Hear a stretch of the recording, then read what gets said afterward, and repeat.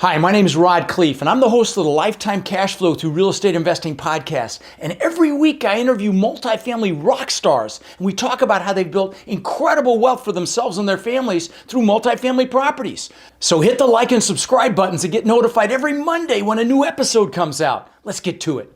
Welcome back to Multifamily Rock Stars. Now, as you guys know, this is where we interview people that are just killing it in this business. And we show you guys the inside scoop as to how multifamily investors get started and how they create massive success in their businesses and in their lives. And as always, I've got my co-host, who's the director of our massive action team for the Warrior Group, Mark Nagy, on the call. Mark, what's up, bud? And we've been getting so much good feedback from these episodes, people hearing other people's stories, super inspirational. My team and I have been hearing a lot of good stuff, so excited to jump into another one here. So today we've got Duy Nguyen, and Dewey's a warrior, been in the program since late 2020. He's now in 355 doors in a general partnership capacity or joint venture capacity. He's done some development, done mobile home park, done a lot of cool stuff. So we're excited to have him on and talk shop. Dewey, welcome, brother. Hey, what's up, Rod? How y'all doing? Good, man. Having me on the show. Absolutely. So great to catch up and see where you're at, in the business, which is just fantastic. So why don't you take a minute and just talk a little bit about why real estate, when you got started, just kind of a high level overview of your experience, and bring us current, and then we'll dig into some of those things. Sure. So growing up, we grew up pretty poor, but I was able to see my dad kind of progress from pruning orange trees in an orange grove to owning, the orange, the grove, and then moving on into real estate, where he bought a lot of land, like large plots of land. And so I always thought, he was this big guru, and I always associated real estate with, the wealthy. And so that naturally kind of drew my interest to that. And kind of over the years, I was reaching out to my dad, like, man, how do I do real estate? Right out of high school, I opened up a dry cleaner with my dad. We decided we couldn't work together. I was 19 years old, 25 employees. Where was this? Sorry to interrupt. Where was this? Was this here in Florida, or where was it? Yeah, Florida. So I'm here in Winter Haven, Florida, Central Florida. Okay. All right. Keep going, buddy. Sorry. No worries.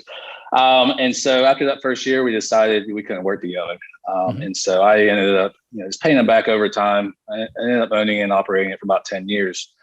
And towards the end of that, I was reaching out to him. I was like, man, teach me how to do real estate, man. I really, really want to do real estate, because that's how he acquired his wealth. It's just land, flipping land. It's kind of what his niche was. Mm-hmm. And what I found out was he wasn't really a guru. He kind of bought land just based on feeling.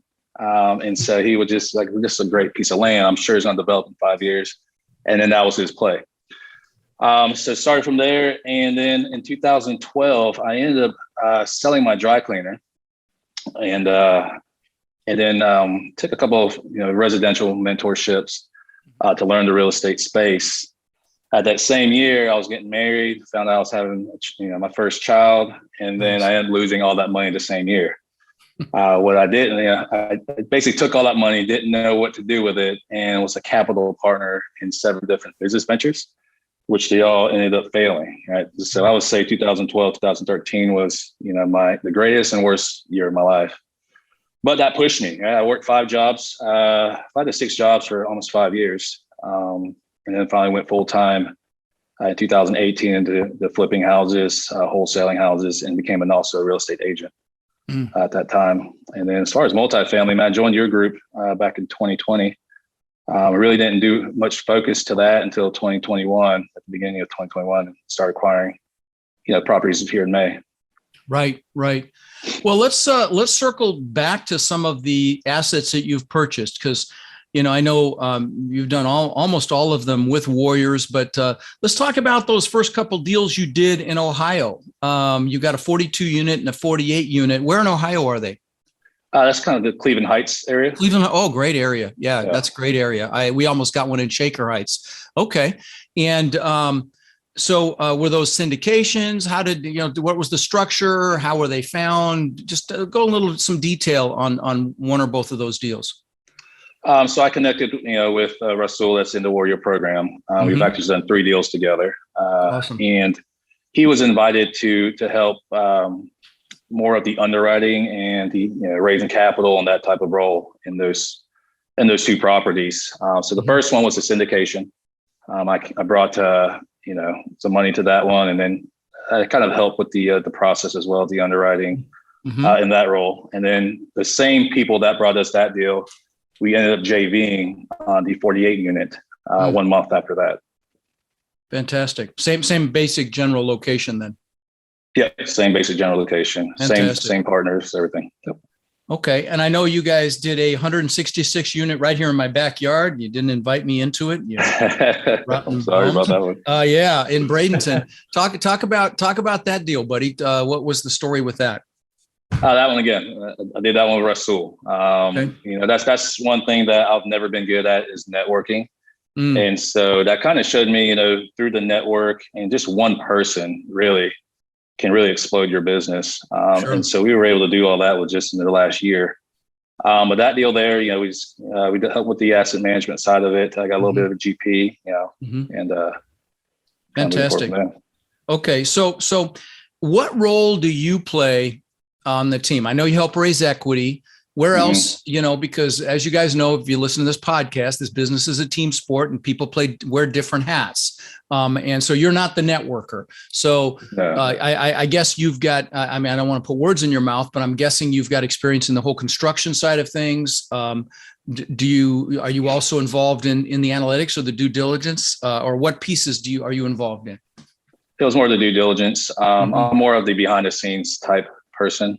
I'm pretty introverted and shy by nature. So networking is a struggle for me. But that's where I'm good at. That's kind of my superpower, is more asset management type of a role.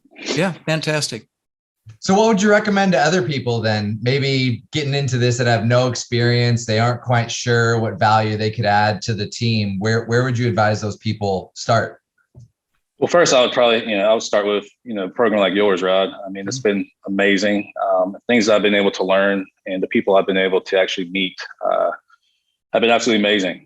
That's the only way I was able to really start. I wouldn't say I wasn't very motivated, when we first started your program, but I was too shy to kind of talk to other people, right? And so, like I said, just meeting that one person can really help explode your business, but also, focus on what you're good at. Because in these teams, there's all these pit holes. You also have to form this team to be able to do these deals. And that's something that I didn't really do much in the single family space either. I didn't really partner with too many people, right? It was just mainly me. Right. So that's something I had to learn. That's a little bit of a learning curve as well. Yeah. Well, single family you can do on your own. Hell, I did, 2,000 doors on my own, 2,000 houses rented long-term on my own. Yeah, I hired a team, but my own employees, but it's not like I partnered with anybody.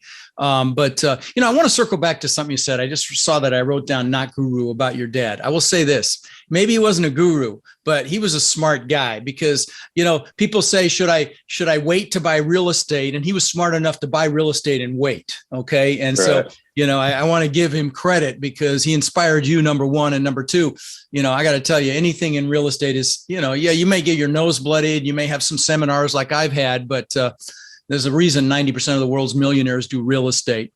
When you got into this business, were there any sacrifices you had to make? Real estate in general. I know you've got a family. I see a picture of you and your wife behind you there. And is that your truck, by the way? That's a cool old truck. Is that yours? No, that was just a little photo shoot we did. Oh, gotcha. Anyway, that's a cool truck. But anyway, so did you have to? What, if anything, did you have to sacrifice to reach the level of success that you have? Well, it's a lot. When I was working those 5-6 jobs at any given time, it was really time, right? Like time with your family that you're missing out on, your mental capacity. I was literally sleeping 3 to 4 hours a night, and that's 7 days a week. And that's a piece of my life that I missed out on, right? Like I missed a lot of watching my kid grow up and be able to spend that quality time with my wife. But at the time, I couldn't rub 2 nickels together, and we had bills coming in. And so that's I think that was the biggest sacrifice, was time. Mm-hmm. Yeah. Okay. Have you just one more follow up on that, Mark? Have you have you adjusted for that now that you're in real estate? Are you, hopefully you've heard me preach about it in the Warrior program, how important that quality time is. Have you modified that now since you've got more than a couple nickels to rub together? Yeah. And so I try to block off time for that. Yeah, good. There's certain things that, I don't miss anymore. I missed one of my son's T-ball games one time, and he didn't let me let that go. Right. So I've learned not to miss that type of stuff. We do try to schedule family time the best we can. Dinners, I try to be there as much as possible. Like certain times of the day, it's kind of blocked off for that. Yeah, let me add one follow-up again. Guys, we're all in this because we want financial success. But if we give up what's most important in our lives, is it really success? And I tell the story. My biggest regret ever was coming home to my kids and being there, but being distracted. So I wasn't there mentally. I'd play with them and I wasn't there mentally. It was the greatest regret to this day, which is why I place weight on that. I know this is a real estate podcast, but I want to cover things that are really important. Yeah, I wanted to jump back on one thing and touch on that relationship you actually have with Rasul, done some deals with him. I know you mentioned you're kind of an introvert, maybe more analytical. A lot of people listening, I'm sure, are very similar. I talk with those people all the time. And by the way, for people listening, we actually had Rasul on the podcast, episode 591, if you want to go back and listen to that one after this. But as an introvert, how did you get that relationship? Did Rod or a coach push you to go out and step out of your comfort zone? Did Rasul seek you out? How did you build those relationships? Good question. With your personality type? Yeah, so actually India, I knew I needed to expand, right? Like I wasn't going anywhere to be in years. Like I really needed to start focusing more on this multifamily stuff because I joined a mentorship. I'm not really doing much because I was still managing all my single family stuff at the same time. And the reason I got into that was because, when COVID hit, and I think it opened a lot of people's eyes, but I was so in the active income role. I was still building to kind of make up for what I lost. And once that happened, I couldn't buy any houses. I couldn't sell any houses for like a good 5-6 months. I couldn't make any money. And I didn't have any money coming in. So, that's when I realized I needed more passive income. But I also joined, Pace Morby's group as well to learn how to do creative finance stuff with single family. And so I did that and Rod's at the exact same time. And I had to like shift focuses because I needed to focus on one, more immediate that could help me at the time. But yeah, so somebody posted in the Facebook group that they wanted to do hotel to multifamily conversions. In the Warrior group, you mean? Yeah, someone posted that, is anybody interested in that? And so Rasul, I think Ed, Phil, Freeze, we all kind of raised our hand and started meeting up every week to try to figure out how we can do this stuff and the marketing and all that. And so that's kind of how I met Rasul. A Facebook post is what I'm hearing. A Facebook post, yeah. Okay, well, as long as that got you to pick up the phone or click on a link and get going, that's freaking awesome. So let me ask you this. What do you think it takes, in your opinion, to do this multifamily business and maybe even to ultimately do it full time? What do you think it takes? I think it's a mindset shift. I think a lot of people don't think they can do it, or they don't know how they can fit in, a role in the team, or they don't have money. I think you just got to shift that mindset quite a bit because for a long, long time, I wanted to do that as well from single family and convert over. And it took me a long time to actually get the confidence to be able to do that.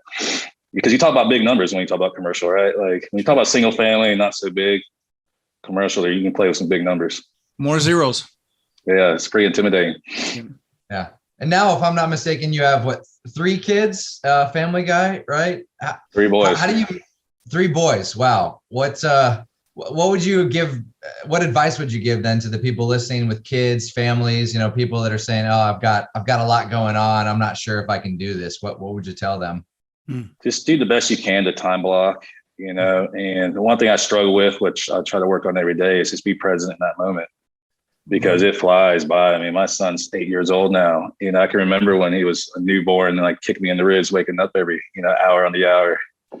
So, I mean, just try to really just soak up that time and really just kind of, be in that moment. Good for you. What a great way to describe it is to be present. So often, people are stuck in their phones, or they're not there. Like I said, they're not there mentally. I wish I'd give anything to be back to 8 years old with my kids and to do a do-over. I mean, they'll tell you I was a great dad, but I just, it's still a regret of mine. So let me ask you this. Was there an epiphany in all this when you were doing the single family? I mean, maybe you recognize that you're only as good as the next deal. I want to put words in your mouth, but was there an epiphany that got you to shift into multifamily? Just a thought process, maybe something that happened, a failure, anything that comes to mind that caused you to say, okay, screw it, I'm going into multifamily. Yeah, it was again, I didn't have any passive money coming in really. Like I started to build my single family rental portfolio. Decided I didn't like it. I didn't like working with property managers. I didn't feel like they were, keeping up the property like they should. I didn't want to manage the asset, in that capacity. And I needed, again, I'm never going to stop working, right? Like if I keep doing single family and keeping that active income, I need that passive coming in. And to me, multifamily was that vehicle that I think could get me there quicker. Yeah, for sure. By the way, how did we meet? Did you come to one of my boot camps, or how did you find out about me? I'm just curious. I can't remember. It was a virtual boot camp. It was a virtual boot camp. Okay, I got one of those coming up real soon too. I don't know when this episode will air, but yeah, I got one of those coming up March 12th and 13th. Might be afterwards, but there'll be. It might be, yeah. And if it is, guys, we've got a boot camp coming up in Denver at the end of July, another live one, and we are shooting for about 1,000 people, so that'll be a blast. But by the way, talking about the Warrior program, if you're listening and you have an interest in applying to join the Warrior program, and my students, I think we're probably actually around 55,000 units owned that we know of. And I've been teaching a little over 4 years, super freaking proud of that. And it's like, I don't find out what the counts are until we have these interviews with people like you, Duy. And I had no idea you were already in 350 doors. I wasn't in tune with that. So, if you guys are interested in applying, text the word crush to 72345. And you can check us out. We also check you out. We don't take everybody, but again, that's text the word crush so we can help you crush it in this business to 72345. So let me ask you this, Duy, why do you think people fail in any business or give up? And not just multifamily. Of course, it happens occasionally, multifamily for sure too, but why do you think that is? I think people fail. I don't think they usually, probably because they're passionate. Right? They're probably not passionate about what they're doing. Maybe they don't have the systems, the processes, but I really enjoy real estate. That's the only reason I was able to push through those hard times, because I really like it and I saw the end goal. And I don't think a lot of people have the right goals maybe set, but also they're not doing what they like to do. Couldn't agree. Your end goal? What's that? You mind sharing your end goal, whether it is, time with your kids, retire? What's your end goal? My end goal is just to give my time. I was actually talking this about my buddy a while back, and your greatest asset is time.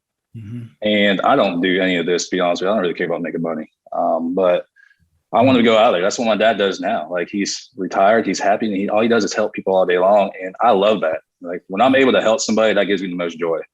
And I just want to do it for free. I don't really, as long as I have enough money coming in, or I can support my family, my wife, me and her, we're jumping in the plane. We're going to missionary, mission trips, whatever it takes. But I want to help people. Like, that's my end goal.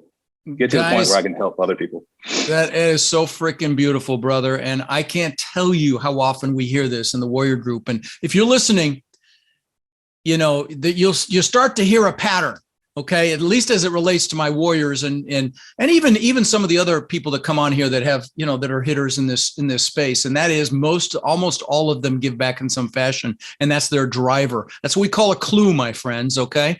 We've got two hands, one to pull ourselves up and one to pull other people up underneath us. And that's, whether you believe in God or not, what you give comes back 100-fold and 1,000-fold. And so really, really glad you shared that, brother. And I'm really impressed that that's what your outcome is. Well, let me ask you a question around fear, because you're introverted and you push yourself. And by the way, for those of you watching, you can't see this. This is a big guy. Okay. This is not like some, skinny, broken glasses, nerdy guy.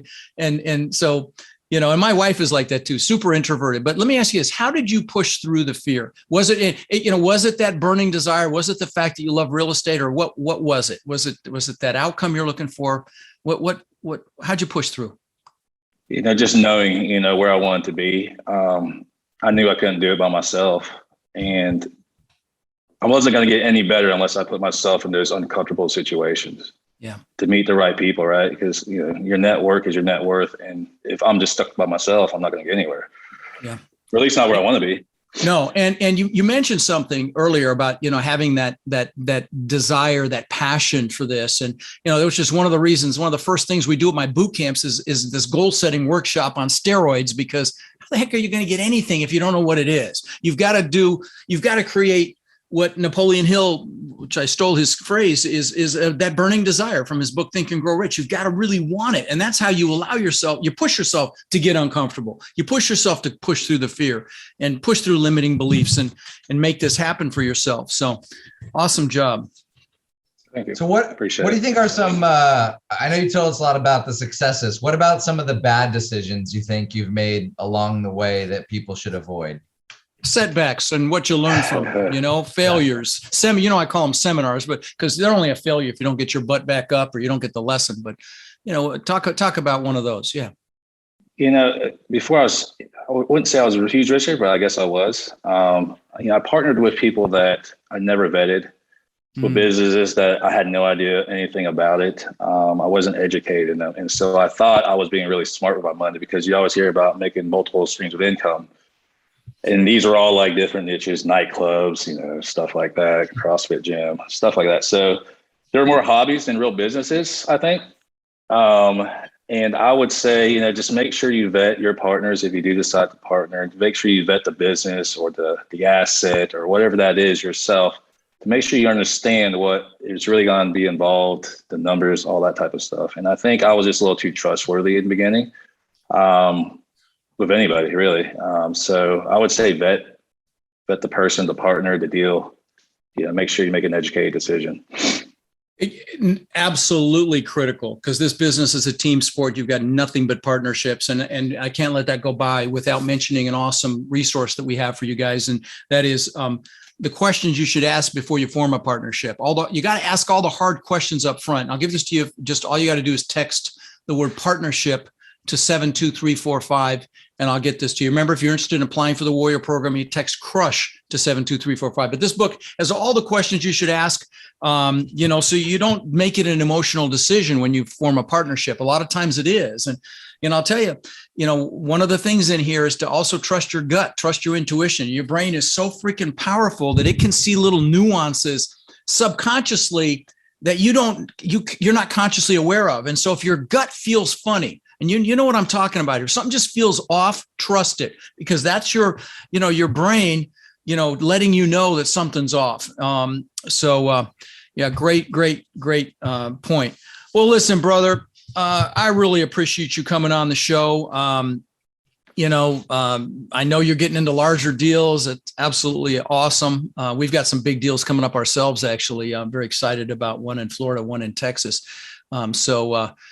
It's exciting times. A lot of craziness going on in this world, but we're managing our focus. It's so easy to get focused on all the negative crap that's happening right now, especially overseas.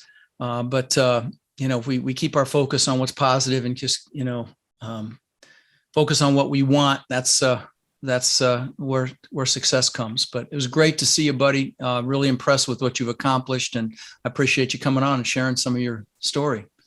Yeah. Thanks, Duy. Yeah, appreciate it, guys. Appreciate you having me on the show. Absolutely. Rod, I know a lot of our listeners are wanting to take their multifamily investing business to the next level. Now, I know you've been hard at work helping our Warrior students do just that using our ACT methodology, which is awareness, close, and transform. Can you explain to the listeners how they can get our help? You bet. Guys, we've been going nonstop for 3 years, building an amazing community of like-minded people. And our coaching students, which we call our warriors, have had extraordinary results. They've purchased thousands and thousands of units. And last year, we did over 1,000 units with our students. And we're looking to grow this group and take it to the next level. We're looking for people who want to follow a proven framework that's really step by step, and then leverage our systems and network to raise equity, to find and close deals, and to build partnerships nationwide. Now, our warrior community is finding success in any market cycle. So if you're interested in finding out more about how you can become more of our incredible network and take advantage of the incredible opportunities that are coming very soon, apply to work with us at mentorwithrod.com or text CRUSH to 72345, and we'll set up a call so you can check us out and we can check you out. That's mentorwithrod.com or text CRUSH to 72345.